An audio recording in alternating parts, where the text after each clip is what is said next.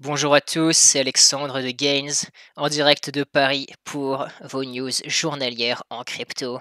Nous sommes le 15 avril et aujourd'hui on a quelques news macro assez intéressantes qui concernent le gouvernement chinois, le G20 qui lance encore plus de recommandations pour des régulations, euh, un entrepreneur qui lance une IPO humaine intéressant et ensuite quelques listings. Commençons directement. Le gouvernement chinois qui est en train de créer un comité pour travailler sur la blockchain et les technologies de ledger décentralisé. La Chine, c'est un secret pour personne, a fait des annonces publiques assez divergentes et opposées, à la fois bannissant les cryptos, les ICO, et ensuite peut-être même très certainement travaillant dans l'ombre très activement pour prendre de l'avance sur les autres pays. Donc il faut toujours, se méfier des Chinois, mais c'est aussi très bien parce que, voilà, ils mettent la pression sur les autres, donc ça va peut-être, nous pousser à nous réveiller. Nous qui aimons parler beaucoup et agir peu, les Chinois, c'est plutôt l'inverse, dans tous les cas, ils agissent. Donc ils vont créer un comité avec 15 organisations, pour travailler sur des standards nationaux pour la blockchain et de manière plus générale, les technologies, décentralisées. S'il y aura des gens qui viendront de tous horizons, politiques, financiers, industriels, académiques. Il y a déjà 71 personnes qui viennent, de grandes organisations comme, la Banque de Chine, Tencent, Baidu, des grandes entreprises aussi. Hem La Chine, est le pays, qui est le leader en termes de ce qu'il se passe vraiment en termes de production, de contenu, de projets en blockchain et crypto, mais pour ce qui est des montants investis, ce sont les États-Unis qui sont les premiers. Et d'ailleurs en mars dernier, la Chine a terminé, heu, le travail pour, créer sa monnaie digitale, sa banque centrale, de monnaie digitale, et ils sont en train de travailler sur, un premier jet pour, les lois, pour avoir leur yuan digital. Donc, voilà, les Chinois ne rigolent pas, les Chinois travaillent, on a intérêt à se bouger les fesses, si on souhaite ne pas être laissé derrière.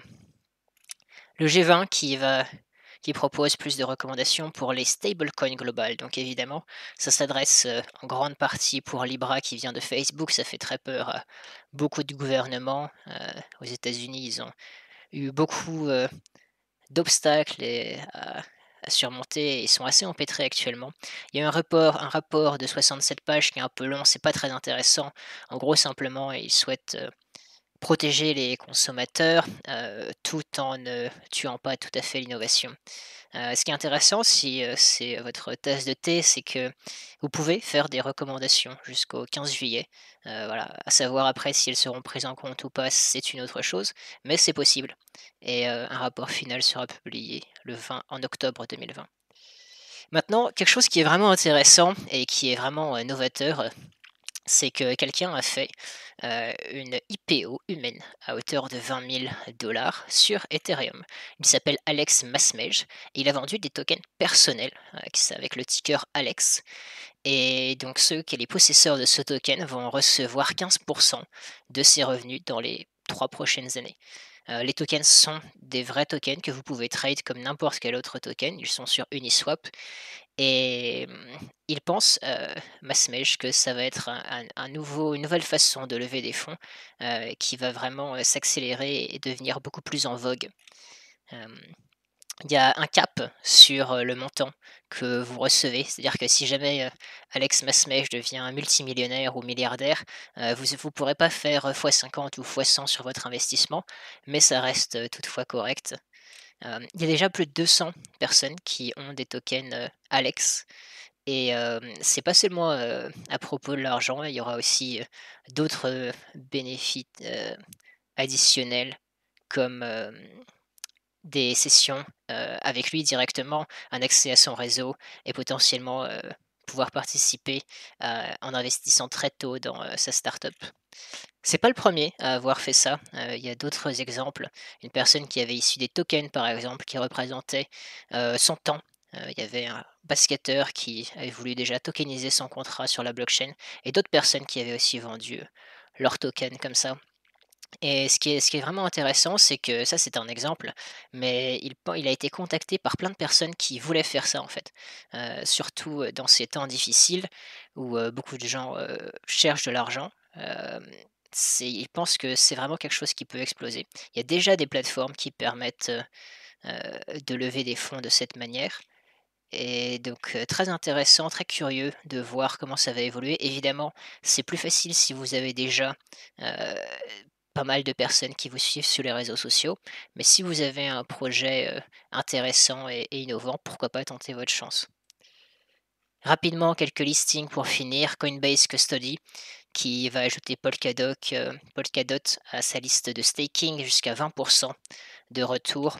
Voilà, Coinbase et Polkadot.